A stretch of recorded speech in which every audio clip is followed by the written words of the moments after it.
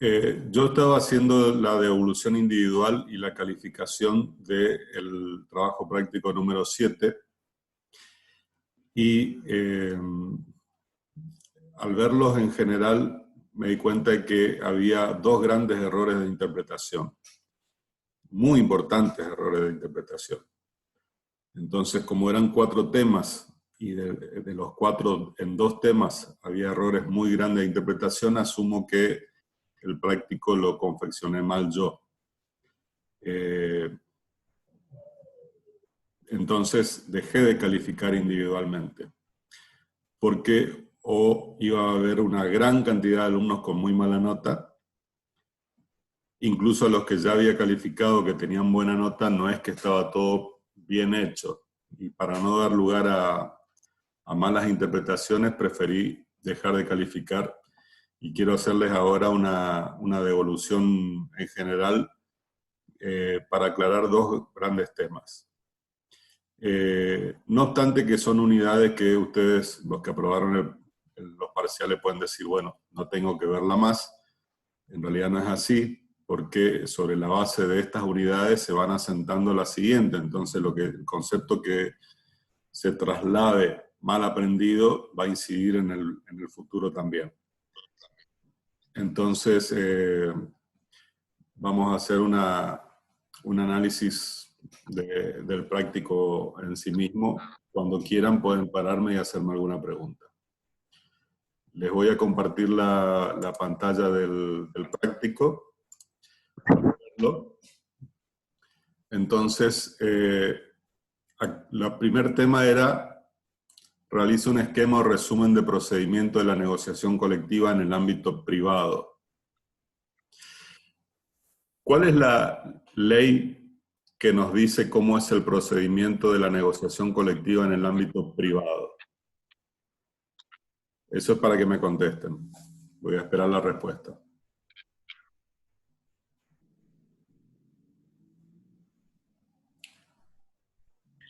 Hola, profe. La 23.546. Exacto. 23.546. Entonces, hay alumnos que no sé por qué motivo han mezclado otras legislaciones. Pero nosotros tenemos, lo primero que tenemos que tener en claro, muy en claro, para eso se estudió una unidad sobre normas, la unidad 2. Lo primero que tener muy en claro es lo siguiente. El contenido, ¿qué es un convenio colectivo? ¿Cuál es su contenido? ¿Quiénes participan? Etcétera, está definido en una ley que es para todo tipo de actividad. Eso yo ya lo dije en una clase anterior, pero lo tengo que necesariamente reiterar, que es la 14250. Ahí nos define el contenido.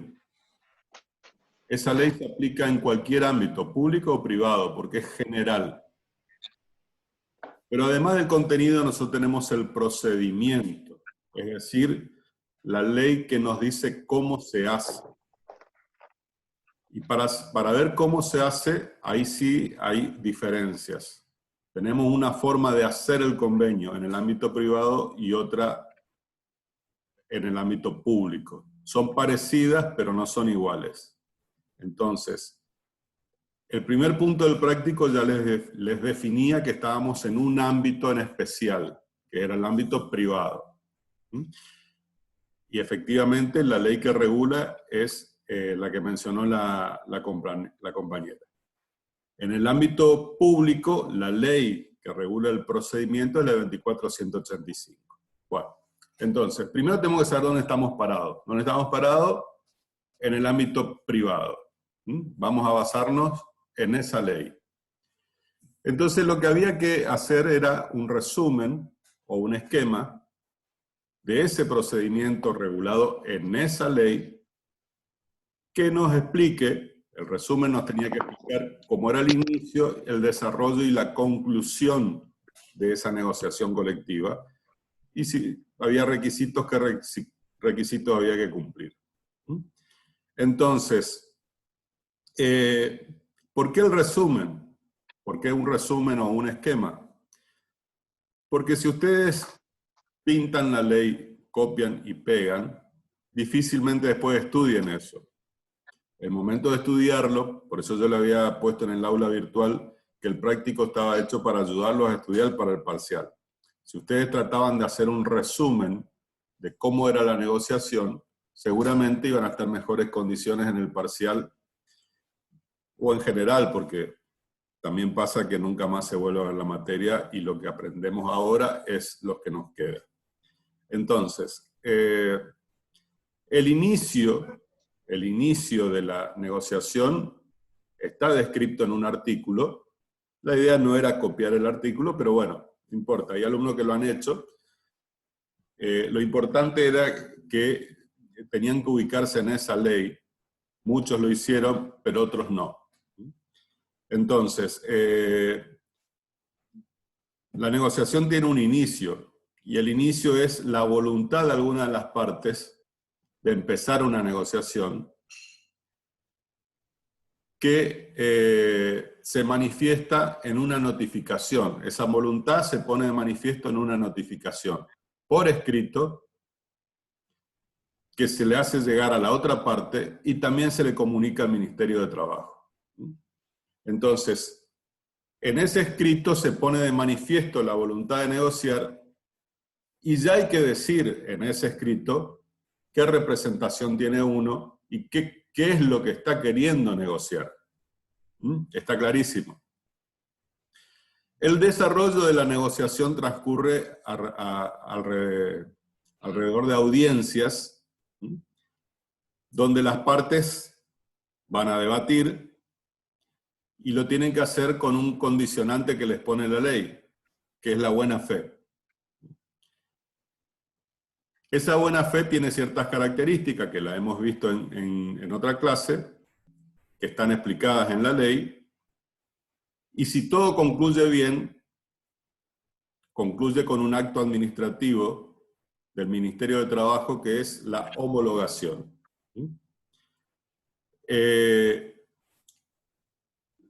Después eso se registra, se comunica y se da a conocer públicamente. Una vez que está homologado, ese convenio colectivo tiene una característica fundamental, que es obligatorio erga omnes, como ustedes saben. ¿Qué quiere decir erga omnes?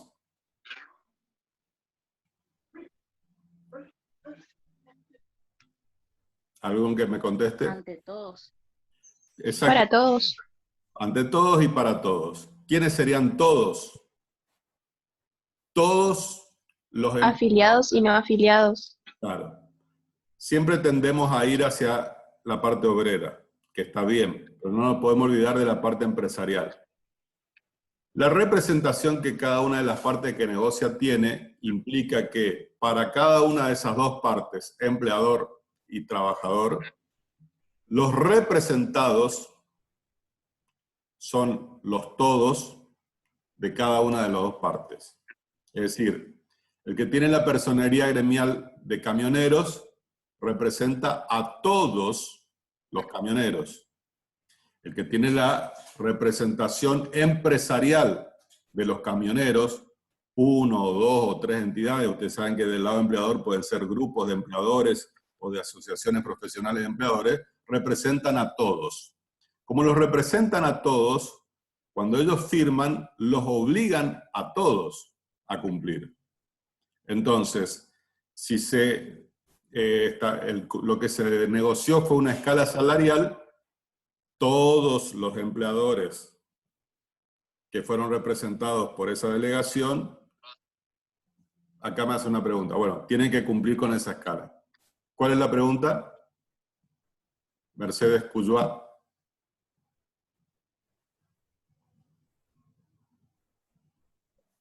Me figura levantando la mano. ¿Quiere hacer una pregunta?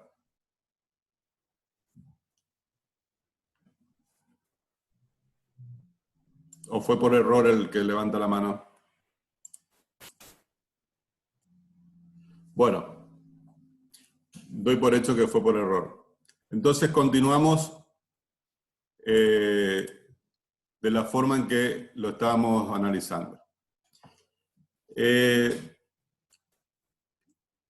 ¿Qué ¿Qué tiene que ver esto que ya lo vimos, ya sabemos que el convenio es obligatorio erga OMS con el trabajo práctico número 7 que estábamos mirando recién? Tiene que ver con lo siguiente. En el punto 3, en el punto 2, perdón, dice que se señalen las partes obligatorias y no obligatorias de un convenio colectivo. Y muchos alumnos, casi todos, eligieron de un convenio colectivo ciertas cláusulas y dijeron, estas cláusulas no son obligatorias, y pusieron otras cláusulas y dijeron, estas cláusulas sí son obligatorias. Y es un grave error porque un convenio colectivo íntegramente es obligatorio. Una vez que está firmado el convenio colectivo, es obligatorio para las partes que lo firmaron y para todos los representados. Todo el convenio es obligatorio. Entonces, si tiene una cláusula, tiene cláusulas normativas, tiene cláusulas obligacionales, tiene cláusulas de solidaridad, todas son obligatorias. El tema del punto número 2 no era ese, era otro. Dice, realice un esquema del contenido de un convenio colectivo, señalando las partes obligatorias. Alguna gente hizo bien. ¿Alguien me puede decir cuál es la parte que sí o sí tiene que estar en un convenio colectivo? Por eso es una parte obligatoria. La profe, perdón que interrumpa, no sé si fue una pregunta abierta. Con respecto a este tema, sí, perdón, tuve bastante inconvenientes, consulté y me costó interpretar la consigna. Cláusulas, me dijeron cláusulas leoninas, no sabía por dónde encarar. Pero el práctico no menciona esa palabra leonina. No estoy diciendo que menciona, lo que digo es que me costó interpretar la consigna. Bueno, yo no sé si estás desde el comienzo de la clase. Lo primero que empecé diciendo es que el contenido de un convenio está definido en una ley, que es la 14250, y el procedimiento, es decir, cómo hay que hacer para negociar, está en otra ley, que es la 23546. Entonces, para saber cuál es el contenido, tenemos que ir a la 14250. ¿Sí? Entonces, en la ley 14250, y acá les voy a compartir la pantalla, quiero que vean una cosa, porque también puede ser haber sido fuente de error, no creo, pero bueno. Acá estamos viendo la ley 14250 por Infoleg. Infoleg es una muy buena página, pero lamentablemente acá tiene un error. Lo voy a mostrar para que se vea con otra ley. Por ejemplo, la ley 23551. Cuando uno pone ley 23551, sale aquí y nos trae el texto completo y el texto actualizado. El texto completo, lo que Infoleg llama texto completo de la norma, es el texto como se aprobó la norma original. Vieron que acá dice, esta norma es complementada o modificada por 2.326 normas. Entonces, si uno no quiere si uno tiene el texto original, pero fue modificada tantas veces, ¿cómo saber cuál es lo que está actualmente? Bueno, tiene acá un link que es el texto actualizado de la norma. Entonces, acá está la ley 23551. Todos estos artículos que están acá, hasta el 10, el 11, el 12, no tienen modificaciones. Y el 13, el 13º, cuando está la modificación, aclara. Artículo sustituido por el artículo 21 de la ley 26390, publicada en el Boletín Oficial 25 de junio de 2008. Es Es decir, cada vez que hay una modificación, está la aclaración de cuándo fue modificado y qué ley modificó. Entonces este texto actualizado es lo que se llama texto ordenado. Tiene la ley completa con sus modificatorias, ¿sí? Bueno, lamentablemente, Infolec, que hace eso, se toma la molestia de hacer eso con todas las leyes, con la 14250 no hizo lo mismo.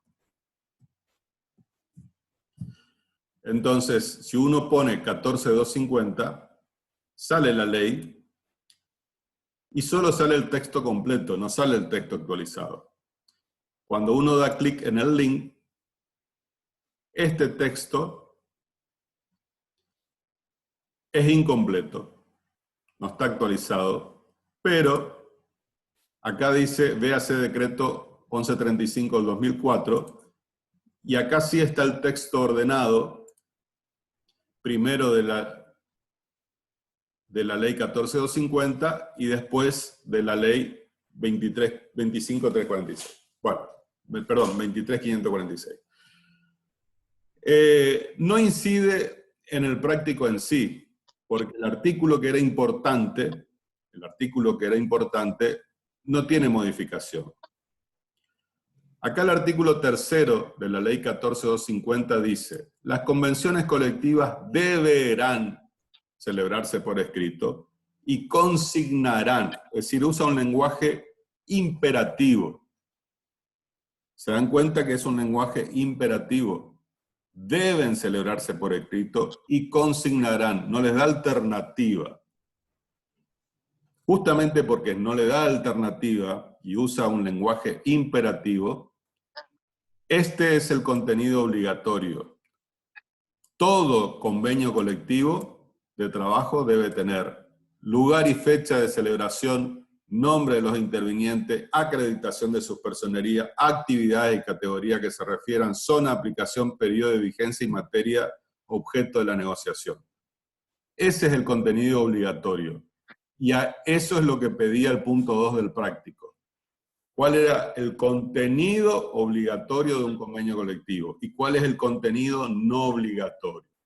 El contenido no obligatorio se lo dejo a la imaginación de ustedes, porque en las materias objeto de negociación no hay ninguna indicación legal de qué es lo que sí o sí hay que negociar.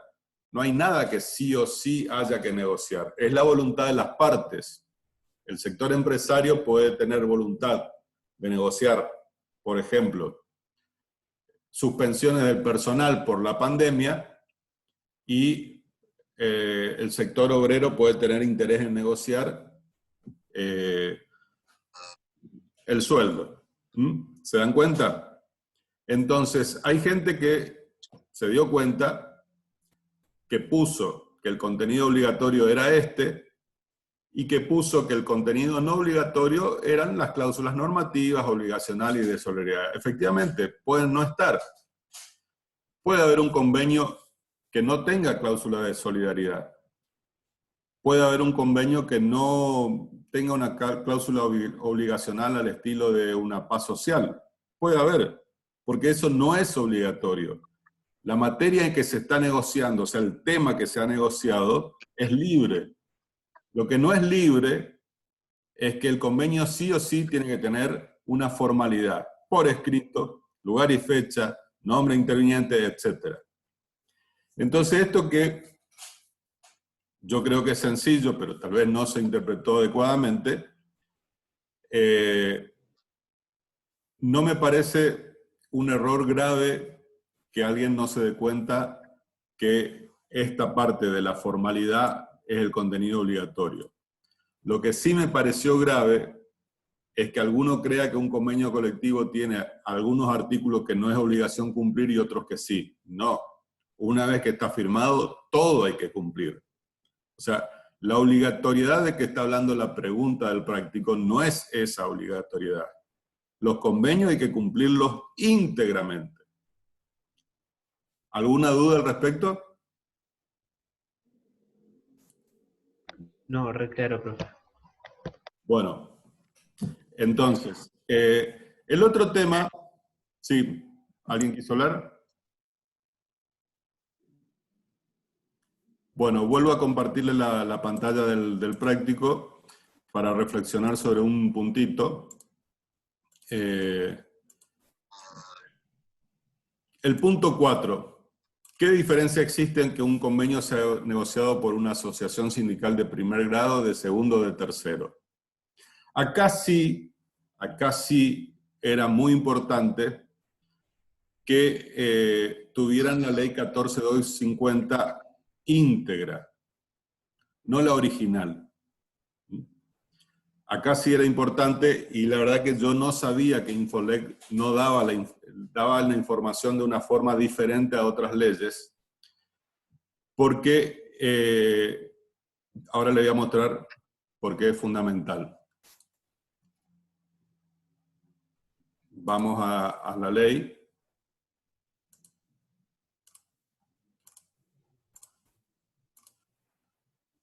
La 14250, después de una modificación que tuvo, nos trae el capítulo 4, articulación de convenios colectivos y ámbito de negociación colectiva. Entonces, dentro de este tema, acá la ley dice: los convenios colectivos tendrán los siguientes ámbitos personales y territoriales. ¿Se acuerdan que en otras clases hablamos que el ámbito se podía dividir en distintos aspectos? Un aspecto era el aspecto personal, es decir, qué personas iban a estar involucradas por ese convenio colectivo. Y otro aspecto era el territorial, en qué zona se iba a aplicar ese convenio colectivo. Y también hay un aspecto temporal, que es la vigencia del convenio colectivo. Aunque ustedes saben que la mayoría, las cláusulas normativas, tienen ultraactividad, o sea que permanecen vigentes hasta que no sean reemplazadas. Entonces, la ley 14250 nos habla de un convenio nacional, regional o de otro ámbito territorial, provincial, pongámosle, o puede ser convenio intersectorial o marco, o puede ser un convenio de actividad, o puede ser un convenio de profesión, oficio, categoría, o puede ser un convenio de empresa o grupo de empresas. Entonces, esa es la vinculación que yo les señalé en la clase anterior, que existe entre la representatividad de una asociación sindical y el convenio colectivo que está en condiciones de negociar y firmar. Entonces, lógicamente, el ejemplo más claro de todos es que una asociación sindical que hemos clasificado como que es de actividad, si puede negociar por toda la actividad, también puede negociar por una parte de la actividad. No sucede al revés. Es decir, en Argentina hay pocos sindicatos de los llamados de empresa. Un sindicato de empresa no puede negociar por toda la actividad, puede negociar por la empresa. En cambio, un sindicato de actividad o incluso uno de oficio puede negociar con una empresa. No le cambia eso su tipología, sigue siendo una asociación sindical de actividad. Pero como puede todo lo de la actividad, puede negociar con una empresa de la actividad. ¿Alguien habló? ¿Quieren hacer una pregunta? Bueno, entonces, por ejemplo, la Federación de Trabajadores Empleados de Comercio. A lo mejor tiene un convenio colectivo, no a lo mejor, tiene un convenio colectivo, el 130/75, que es para toda la actividad. Pero de pronto surgen problemas con la empresa Cencosud, que es propietaria de los grandes almacenes Jumbo, Bea y Disco, las 3 cadenas de supermercados que pertenecen a la empresa Cencosud. La federación puede negociar con Cencosud, es decir, con una empresa, algo que va a ser obligatorio solamente para esa empresa, porque así ya va a quedar establecido en el convenio colectivo. Cencosud no puede obligar al resto de los empleadores, porque va a discutir una situación propia de su empresa.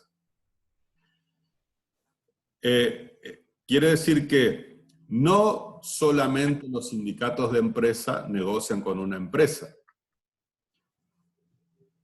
Hay que ser muy claro al respecto.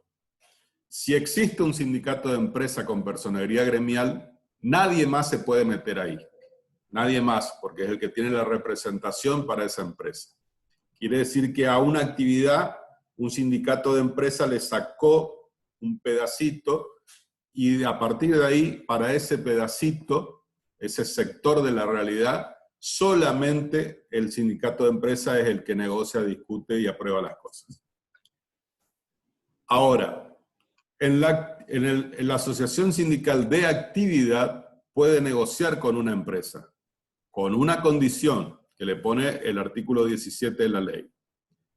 La condición es la siguiente: la representación de los trabajadores en la negociación del convenio colectivo de empresa estará a cargo del sindicato cuya personería gremial los comprenda. ¿Cuál es el sindicato que los comprende? Y bueno, si es un sindicato de empresa, será el de empresa.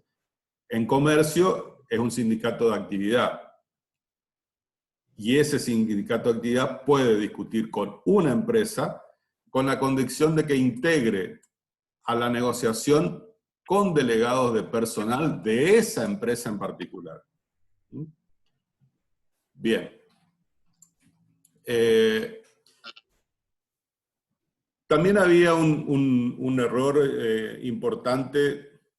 La mayoría lo hizo, eso la mayoría lo hizo bien. Es decir, con el punto de los convenios petroleros.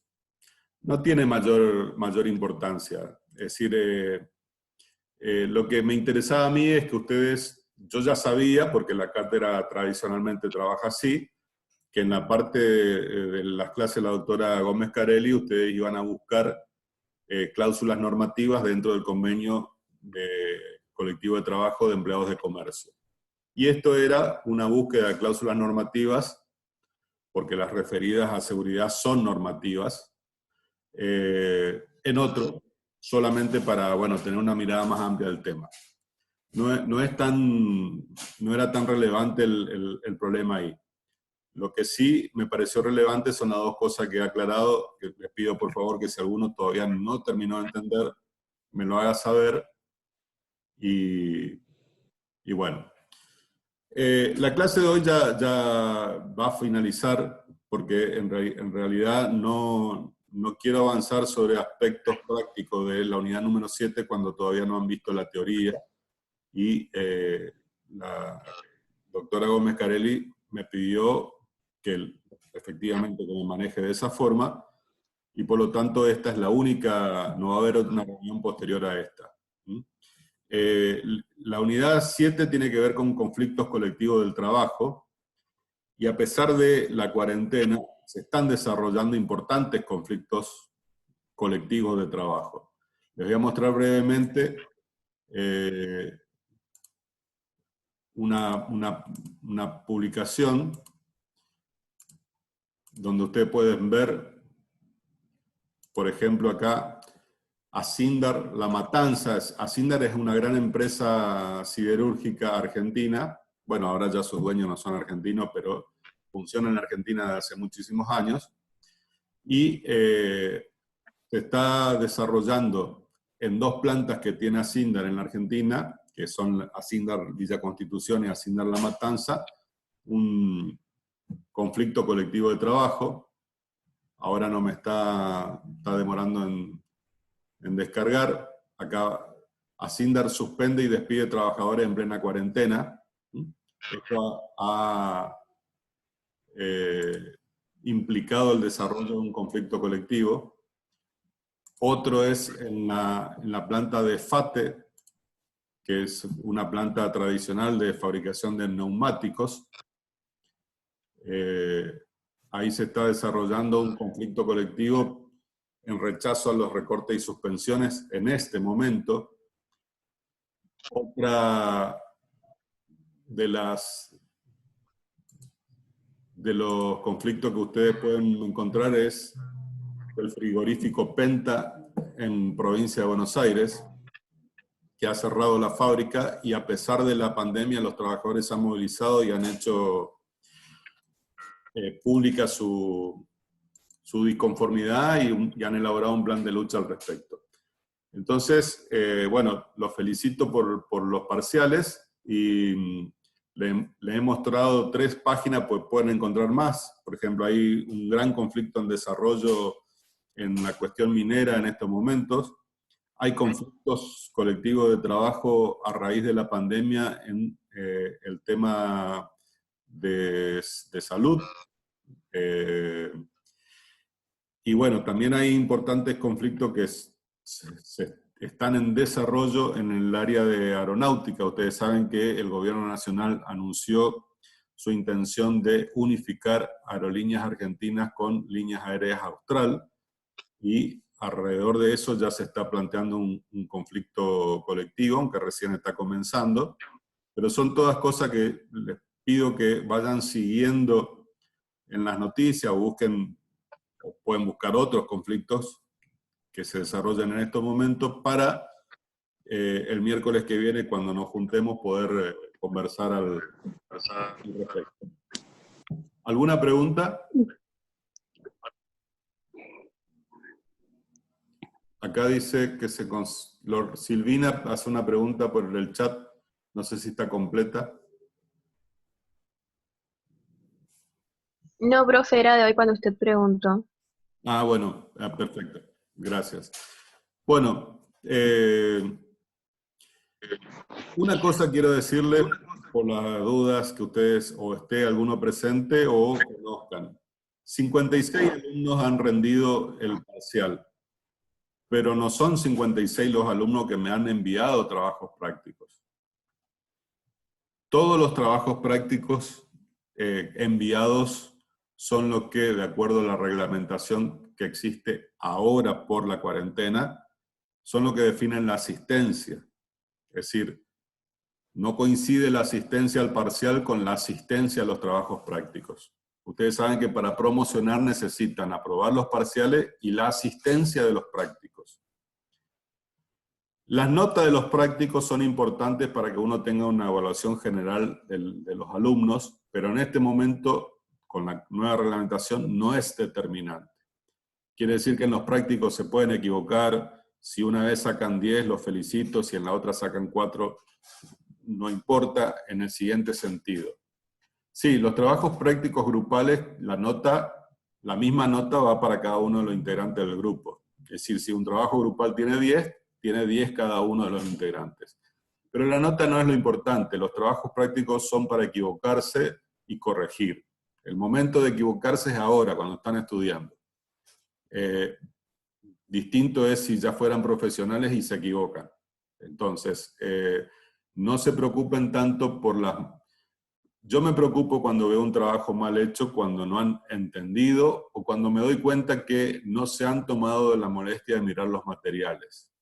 Entonces, eso me preocupa, porque ustedes tienen que ir adquiriendo cada vez mayor responsabilidad. En el aula virtual hay mucho material y no solamente tienen como obligación que leerlo, sino que les conviene leerlo. Pero ya les digo, la nota del práctico, si se equivocan, es para corregir. Lo que importa es la nota del parcial. Pero hay alumnos que no me han enviado los prácticos. Envíenlos ahora, aunque sea tarde. Aunque sea tarde, porque eso les define la asistencia. Bueno, buenas tardes. Nos vemos el miércoles que viene. Hasta luego.